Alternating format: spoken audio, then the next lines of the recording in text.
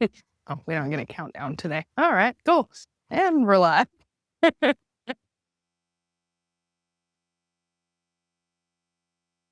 Here's your tea, sir. Thank you. So you'll probably get a small tray out, huh? Yeah, so I can get each of our own trays out. I guess we could technically make our own pots of tea. Technically. So what about yourself?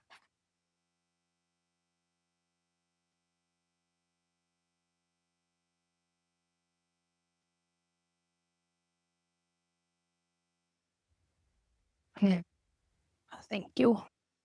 You're welcome.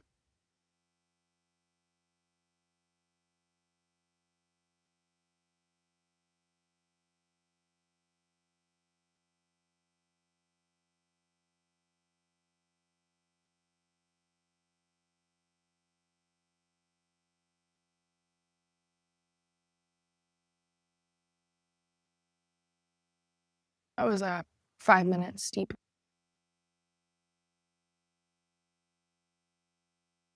Tasty. All righty. So, do we want to kick these off with tea stuff too? We hadn't really talked about that. Oh, we might as well. We can. Yeah, might as well. It's your favorite tea. What do you want to say about it? I didn't say it's my favorite. It is my favorite chai. I don't know. I don't really have anything to say about it. It's tasty. Yeah.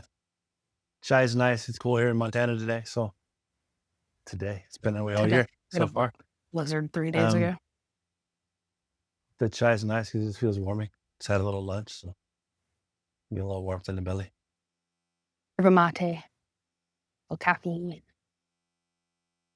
Fireside Chai, right? We should probably mention. We should probably name it. Fireside Chai Fire. from our tea collection. Smoky.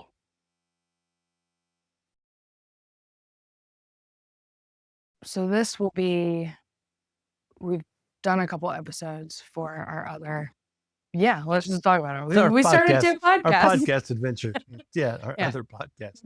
So it's we've got a couple episodes under our belt with the acupuncture side of things. And as we've talked about and tried to figure out how to incorporate some of the other things we do into some of those messages as things go with the way we do things. We're like, well, let's just start an additional podcast. So here we are. But I'm excited about the plan for this one. I'm excited about the plan for the other one as well, which is acupuncture and wellness and health-oriented base. I guess this one will be too. We should probably edit that out. Yeah. But this is a little more, the idea started out as CrossFit stuff, and then it's evolved into, because we don't do CrossFit like CrossFit does CrossFit. We started doing CrossFit the way we do CrossFit. And I think it's great, but it also is more than just, it's beyond the idea of beyond the barbells, like what happens besides, obviously we're those sorts of things. And there'll be conversations about those sorts of things and the love of all of those things.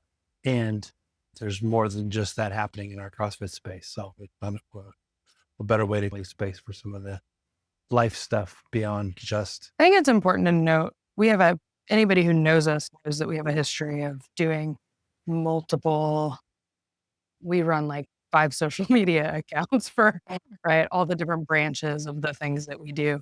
And so even with this, and we are obviously separating it and creating a different umbrella for these conversations, the original thought all came out of one idea of, hey, we need to start recording and talking about the work that we do in the different capacities. And part of our conversation early on was, do we do that as one unit and just try to set them up in a way where we can hold space for all of it? Or do we separate it out? And for a little bit, we were under the umbrella that we were just going to have it all run together. We were just going to do one podcast like normal humans and get to hit the different branches of everything that we do. And the more that we talked about like what we want the individual pieces of that to come through, ultimately we decided to go ahead and split it out and branch it out. So this did come from, hey, we want to do this one thing, but we wanted to make sure that each piece had its own pot so that it could grow and kind of shape out in the way that it needs to. So yeah, this one will be primarily tied to our CrossFit gym, Middle Path.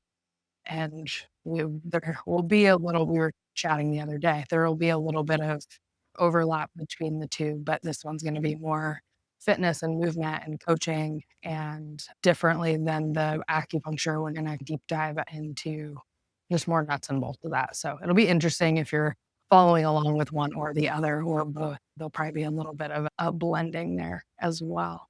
But I think really where we wanted to start with this today too was just kind of talk about where the name came from, like not only what it represents, but just talking through the different pieces and how we came to naming it what it is. It is bigger than just our CrossFit space. Isn't going to be just another CrossFit podcast, and we'll definitely nerd out over some things. But the life component was such a piece of what we wanted to draw into that. And that you already mentioned, like how we're doing things different. And we're going to get into a little bit of storytelling at some point of our journeys with CrossFit and what that's done for us, how we even came to open a gym. But refining the 33 gives a little bit of a nod to two things. We have an in-house coach development path that we have created um, for getting people certified and on the floor and getting some help right now. We're up until a couple of weeks ago, I was the only coach, and we just had three of our students, including James, pass his level one. And then we had two others that also got their level one certification credentialing, which is great. And the name of that program was Refine. And the reason we came up with that name was this idea of it being an ongoing process, that we're not really chasing perfection, but this state of refinement of trying to get 1% better, be a little better, continue to grow, whether that's in the gym or in life. So we within that setting, and then the 33% is a little bit of a nod backwards to softball days. And I don't know if you want to tell that story and then we can talk about it, but that was something you brought from your coaching Sure. days. So as Devin played softball, we played softball at pretty high level. And the coaches, there was a year that has our team is getting to a place where they were thinking about getting recruited for college. Myself and the coach that I was coaching with headed out and went to a coaching convention in Arizona with some of the top college coaches in the country, just to see what we can learn and what we can bring back. And we walked around all day and listened to different speeches by Mike Candrea, coach of the Olympic team. Sue Inquist was legendary coach at UCLA. And just basically that's the level of coaching that we had access to. And I'm not sure if this theory or philosophy belonged to Sue Inquist. I'm not really sure, but it resonated with me pretty deeply. But basically the idea that is no matter what you're doing in life, whether it's work, whether it's just building a team or whatever you're doing to interact with people of the world, that people mostly fit into one of three categories. And she split them up into 33s, and the top 33, you got the middle 33 and you got the bottom 33. And from a softball perspective and a leadership perspective and a coaching and developing the team perspective, the idea was that you focus your intention on enhancing and optimizing and bringing along the top 33, and don't waste your time on the don't waste your time trying to bring around the bottom 33. And the middle 33 were followers, and they would follow the crowd. And that if you just worked on refining and focus on developing the top 33, then the middle 33 would follow, and you'd have a team that was getting things done the way you want them to get done. Translating that to the idea that the top 33 people were the folks in the room that were going to get things done, the folks in the room that had the positive attitudes, the folks in the room that were coachable, the folks in the room that were going to run through a wall for you if you needed them to. but they were also putting in the work and doing all the things they need to do to refine themselves and refine their skills. And they were on board with the messaging, and they were on board with all of the development, and like they were buying into all things that you were leading them towards. And if you looked at the bottom 33, those were the guys that no matter what you did or what you said, they were the naysayers in the room. They were always criticizing. They were always had this idea that, yeah, whatever. They were the negative Nancy's in the room. They were the ones that always that are always dragging the feet, not hustling, those types of things. And the guys in the middle just wanted to be a part of it all. So they would follow the bigger of the crowds. So basically your top 33 people were the go-getters, the people that were trying to get things done, the people that had the right attitude towards it all. And so when you think about that with the idea of, and I'm probably not doing any of that justice, I could probably say it more eloquently. We'll say it more eloquently on the website. But the idea being that if you take the top 33 are the people that are showing up every day to do the work and have the positive attitudes and trying to affect change in the room, then, and what happens if we focus on refining that process for them? What happens if we, from a fitness perspective, what if we coach them really well and develop their skills? What if from a life perspective, we coach them really well and develop their skills? What if we encourage and nourish and optimize those things in a way that, we're just, giving our attention there and helping the people that show up and want to be better and want to put in the work, because it is work. Every day we gotta, whatever. I mean, I remember it was interesting revisiting this the other day, because I think we were even trying to look it up and track, where that came from. And I think we found our way to the Sue and Quist connection again, but not knowing if that went deeper. But I remember I was surprised by the leadership connection of that conversation to this idea, because I remember when you guys came back from that, you and I have been having life conversations forever, that when it was presented to us as players, it was less about how are you showing up in the world. And that probably wasn't the language you guys used with us at the time. And that may have just been a piece that I latched to just because of other things that we do and the perspective on stuff. But I remember the conversation of putting it on us of, are you a top 33, middle 33, or bottom 33? And this reflective idea of the top 33 being that no matter how good things are going, showing up with positive attitude and picking, you're supporting your teammates up. And if you're middle 33, you're good when things are good, but you get down when things don't. You yourself are kind of ebbing and flowing with um, whatever the nature is around you. So, yeah, if you're hitting really good, you're on a high and you're smiling and you're laughing and you're a good teammate. But if you're having a crappy game, you're also pouting in the corner and because things aren't going your way. Versus the bottom 33, which just life sucks. I don't want to be here. Like, you know, mom and dad made me be on the field or, whatever that may be. Um, and so I remember the personal connection to that and that kind of reflective presentation of it of, oh, and ultimately I remember part of that was like most people are middle 33. They're really good when things are good, but when things are not going our way, we have a tendency just to kind of, you know, slump into those things, or it's easier to fall into some negative personal thought cycles or cranky with other people around you or whatever that may be.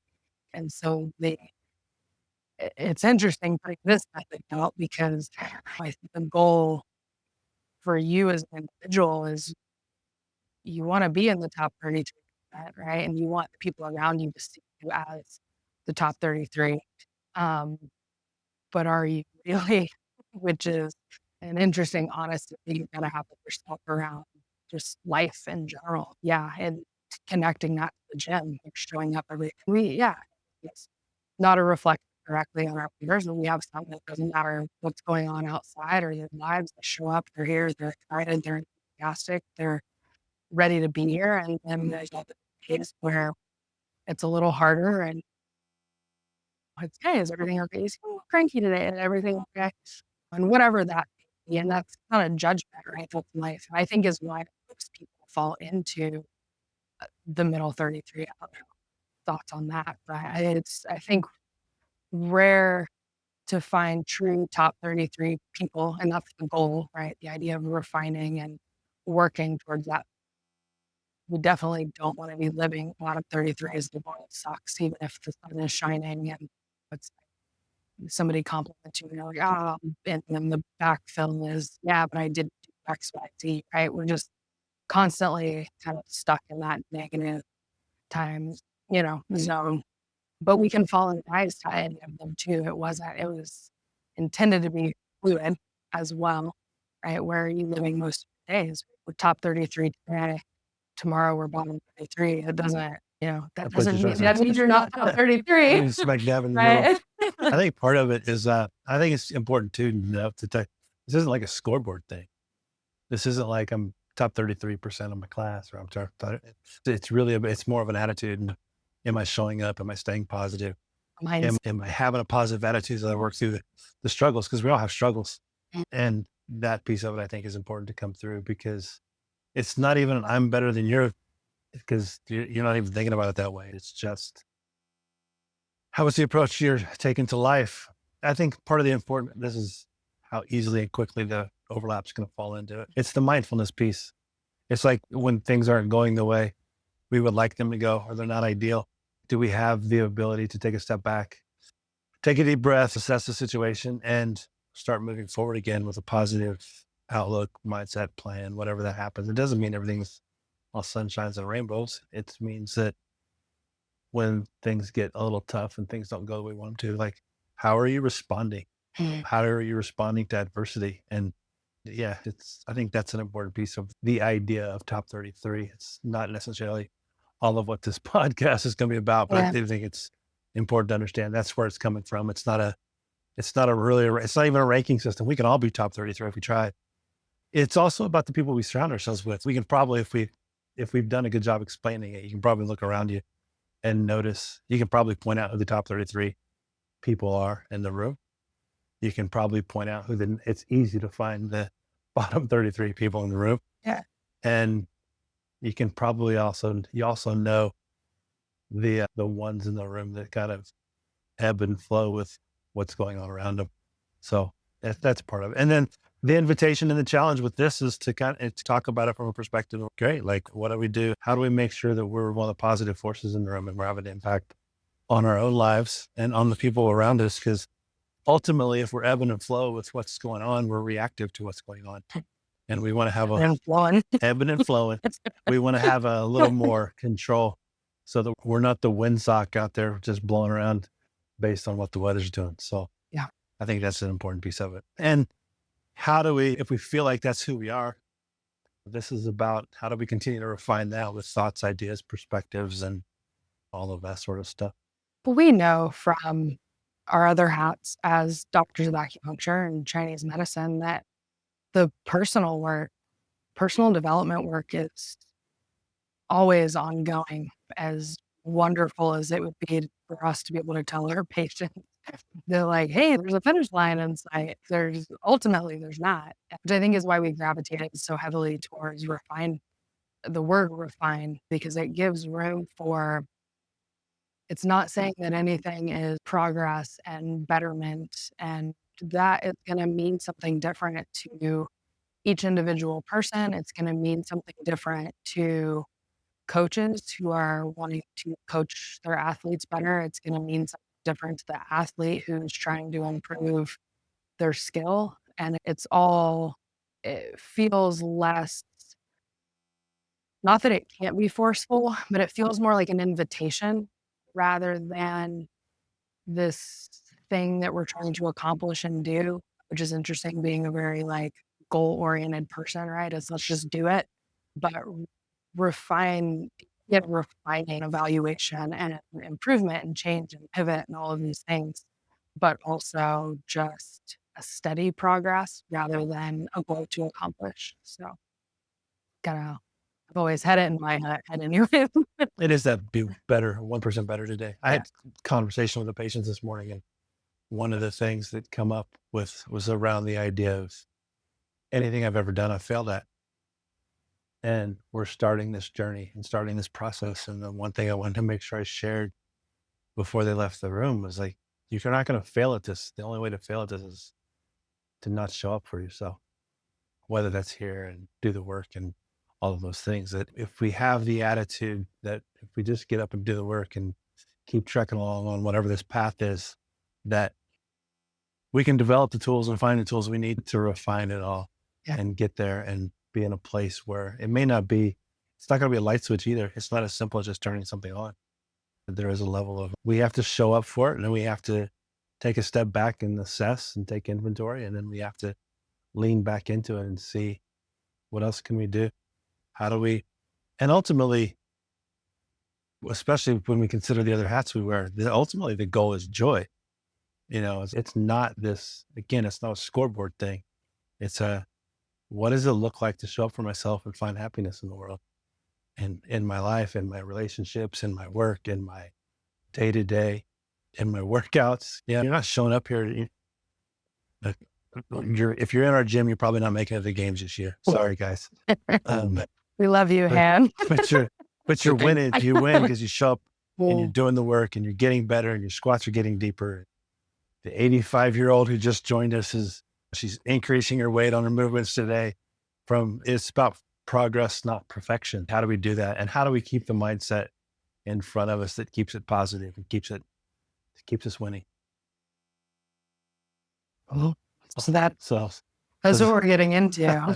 so these will be fun. I think, and we'll probably wrap this one up before we transition into something different. But I think part of what we're wanting this to be, I won't even say hoping, because what this is going to become is just some conversation around conversations that we're having in the gym, some mindset and philosophy things that are getting translated and transferred to our coaches now that we have coaches, and how we are approaching things from a place of, you said it earlier, that it's all ultimately bigger than the barbell. I think we have a very unique lens because of the other hats that we wear that I think gets missed a lot in the CrossFit space of, and maybe it's missed, maybe people just don't know what to do with it. Maybe I think there's probably, and not care is probably a little aggressive, but I think there's some people just want to show up and coach and do the sport of it and move on. I don't want that to get mistranslated as well, like I care about my athletes, and it's not that you don't care. But I think because of our experience just interacting with humans, not even CrossFit athletes, right? Is that most of the members that are in the gym and most of the athletes that are doing CrossFit, they're doing it for reasons that you probably have no idea what is going on in their brains or in their lives and I'm excited to give some insight in that and see where it goes. And yeah, we'll get to see um, what kind of comes up out of this, but we've been on an interesting journey for I've been doing CrossFit since 2019. So even 2019 to now, I've seen a lot of different ends of the spectrum, and some of it was beautiful and wonderful. And it's why we're doing a lot of the things that we're doing. And I've also seen the side of CrossFit that is often promoted on the internet that keeps people from wanting to walk into a gym. That'll be a story that will get told, but so I get it. And I think for any coaches or affiliate owners that are listening to this, hopefully what comes out of this is more questions for your brain, something that we can take back to our own gyms and say, oh, like I never really thought about that. I've got Susie that always works out in the corner and she always looks really nervous or freaked out by what she's doing. And even though we're trying to encourage her and build confidence and all of those things, have you ever stopped to ask Susie why she's so nervous and why she always hides in the corner? And maybe that needs to get addressed and maybe it doesn't. But I'm excited to do this, maybe offer some different perspectives that I think like our acupuncture hats, anybody who's curious about the acupuncture Chinese medicine side, Shen and Shenanigans, that podcast, I think we're gonna hit probably some edges where people are gonna completely disagree with our perspective on things or feel the edges of some things that might get present. And it's our truth. It's been our experience and our reality, and